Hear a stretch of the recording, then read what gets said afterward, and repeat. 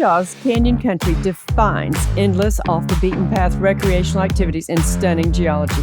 Embraced by centuries-old history, Southeast Utah beckons backroad explorers, history seekers, and park fanatics. Choose Base Camp Blanding to reach the best of Southeast Utah. In this video guide, travel Blue Notch Road via a ride-or-die, high-clearance 4x4 dirt road to compelling views across Blue Notch Pass. Off the Bicentennial Highway, catch an impromptu Cowboy and Indian battle site, and then become enamored by Native American relics at the phenomenal edge of the Cedars State Park and Museum in Blanding. Let me share with you part 2 of Utah's Canyon Country Adventure Guide, Base Camp Blanding. We have traveled full-time for 3 decades and explored deeply into Utah's canyon country since 2001. That's the year we drove into Moab, Utah for the first time. It was love at first sight, and it's been a dream relationship ever since. I know that whether you are looking for ideas for your own trip or you are an armchair traveler, you will feel the same. Blanding, Utah is more than just a stop on the map. It's a charming and historic town that serves as a hidden gem for travelers seeking a unique blend of adventure, fascinating history, and breathtaking natural beauty. On the north side of town, step into the spacious Blanding Visitor Center. This is a great start for Base Camp Blanding. First off, I'm picking up where we left off in my adventure guide, part 1. After touring Natural Bridges National Monument, we continued west on Highway 95, also known as the Bicentennial Highway. I will be taking you inside and outside the impressionable edge of the Cedars State Park in a bit. I would suspect that most folks turn around after the National Monument, but the scenery westward along Highway 95 grows even grander. A fast-moving rainstorm had just passed this way, and moving water can be eye-catching and dangerous. Always pay attention during these types of storms in this region. I spotted this waterfall out of the corner of my eye. You will pass some of the most gorgeous formations near Fry Canyon, a favorite place for technical canyoneering, and the imposing Red House Cliffs.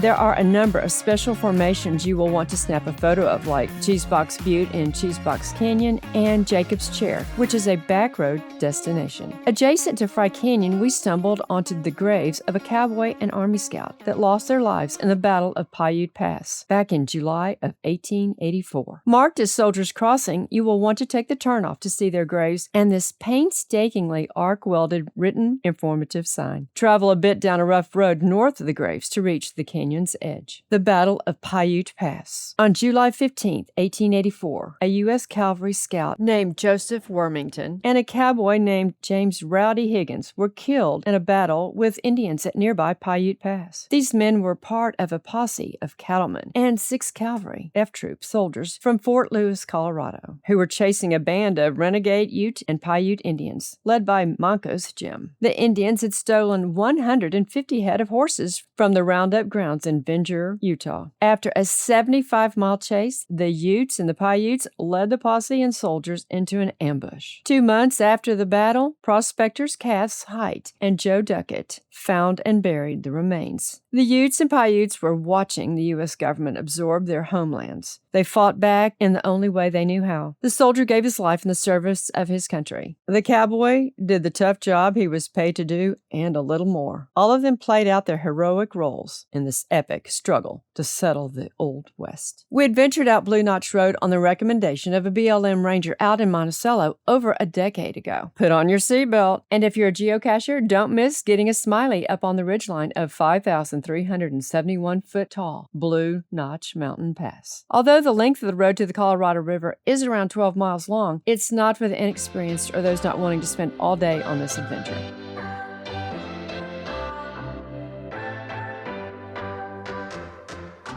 It takes approximately 1 hour to reach the water's edge, and as you can see, reaching the Colorado River at this historic juncture to experience the solitude embraced by beauty makes it all worth it.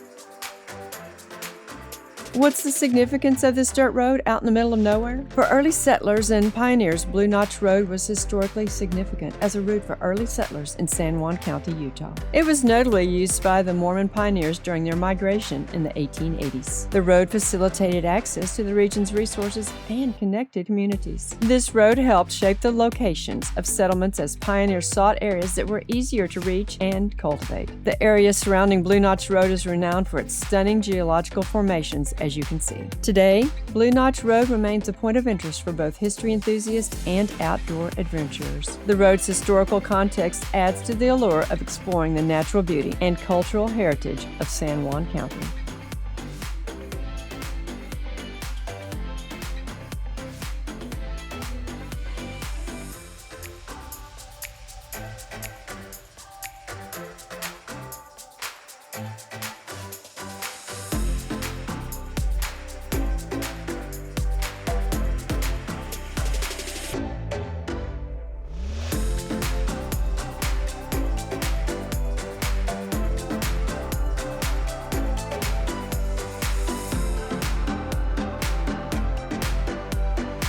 On this most recent visit, getting to the top of the mountain pass to consume the impressive views was our goal.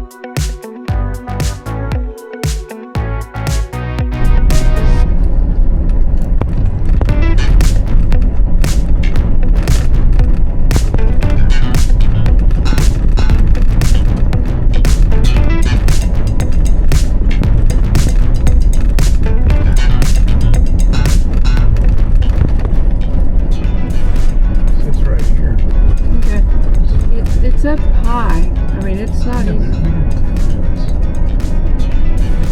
Okay, what are we gonna do here? Let's get out a little Maybe we parked up here on the right. bit. Yeah, I think.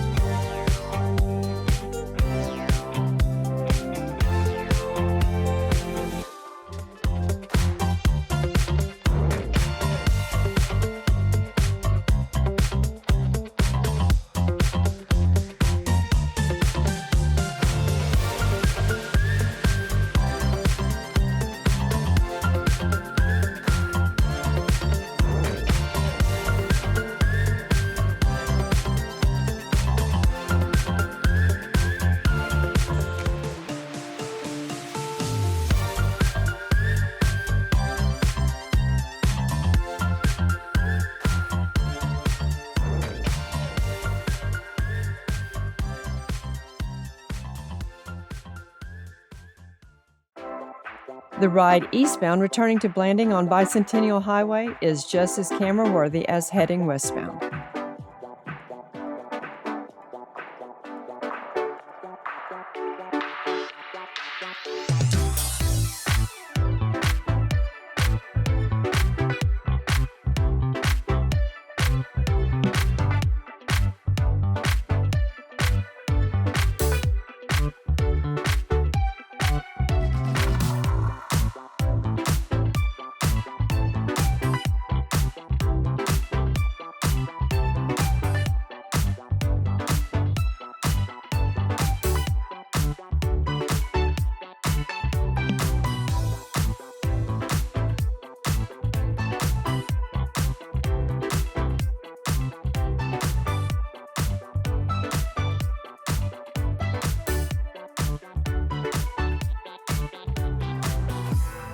That wraps up this part of the adventure along the Bicentennial Highway, now to the state park. I had passed on going to edge of the Cedars State Park because of, I hate to admit, ignorance. I consider this region all about the outdoors, but this strategically placed museum is not to be missed. High temperatures in the mid-90s to low 100s were deterring travelers, as evidenced by the empty parking lot at the 6.65-acre property. But our schedule dictated this was the day. This little guy was sunbathing near the front door. While out in the desert, keep an eye out for all the amazing creatures that call this brutal climate home. After a bit of research, I discovered he is a plateau-striped whiptail lizard. Upon entering, pay the required entrance fee. Kids can earn a junior archaeologist badge at this park, so be sure to ask about this fun and free program. The grand volume of treasures is to be found upstairs, but do not neglect the special glass and tuned displays on the first floor. In the stairwells, you will be enshrined by murals created by a local artist named Joe Pacek, who has brilliantly reproduced rock art panels that are found throughout San Juan County and placed them on these walls. Let's wander around for some up-close views of the pottery and artifacts and learn a few more interesting facts. Edge of the Cedars State Park is home to one of the largest collections of ancestral Puebloan, that's Anasazi, pottery that is on display anywhere in the Four Corners area. Visitors immerse themselves in the history of these native people while being enthralled by the captivating pottery. Don't miss reading all the tags on the artifacts. The museum holds a beautiful collection of effigies. You might be wondering, what is an effigy? Effigies are models of animals, people, or objects that hold meaning that are buried in the past, bound in tradition from long ago, and the true meaning may never be known. This case, besides having dog effigies, held something unexpected. A 14-foot-long rope made of loosely braided cords of white dog hair. Now that totally caught me off guard. Most of what you see here is the permanent exhibit, which can be seen year-round and includes all this delicate and beautifully painted pottery. The visible storage room gives guests a great view of one-of-a-kind artifacts normally kept in closed storage. Archaeologists continue to work diligently to restore Puebloan pottery unearthed or discovered throughout the region. Once you see all the gorgeous pottery pieces and visible storage unit, hit the doors to go in the museum's backyard. Not every museum lets you climb down a ladder into a restored, reported 1,000-year-old Puebloan kiva. That's what makes Edge of the Cedars so special. This ladder is an exact replica.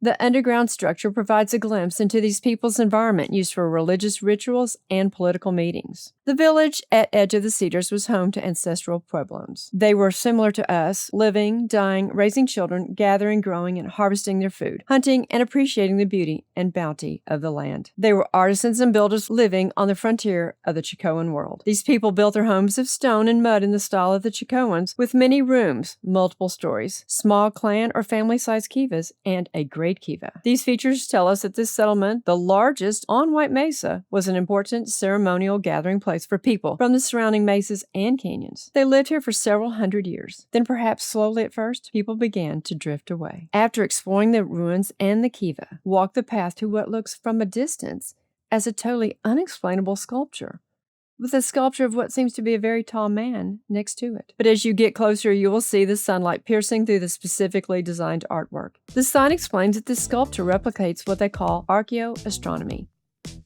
and this is found throughout the Southwest. Cultural connections with the sun, moon, and stars demonstrate how people once used solar markers to determine when to plant and when to harvest crops. These sky-watching traditions helped ensure their survival. From the perspective of the edge of the Cedars on the fall and spring equinoxes, the sun sets due west on the Bears Ears. Wouldn't that be a sight to behold? You learned about Bears Ears in Part 1 of Base Camp Landing. These sculptures were created by the same artist who did the stairwell murals. What a talented individual. Pacek calls this piece Sun Marker. Continue along the trail to return to the museum.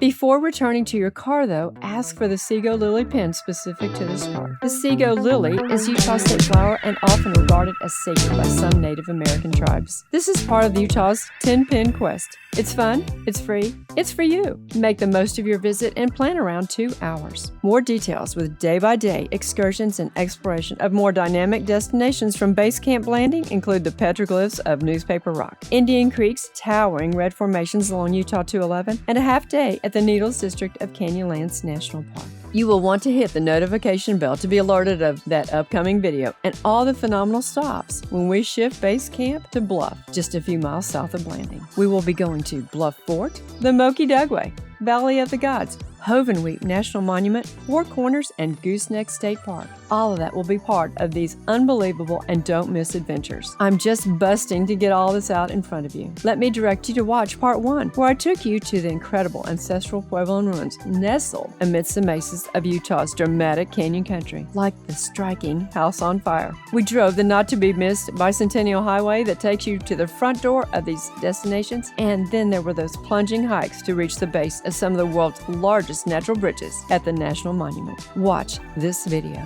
Flip-flops on the hot ground, unclassic road trip, Base Camp Blanding. My Utah playlist is a great place to see even more dynamic places found throughout the state of Utah. Thank you for watching, subscribing, and leaving me a comment. Oh yeah, thanks for sharing this video with a friend. I'm very appreciative.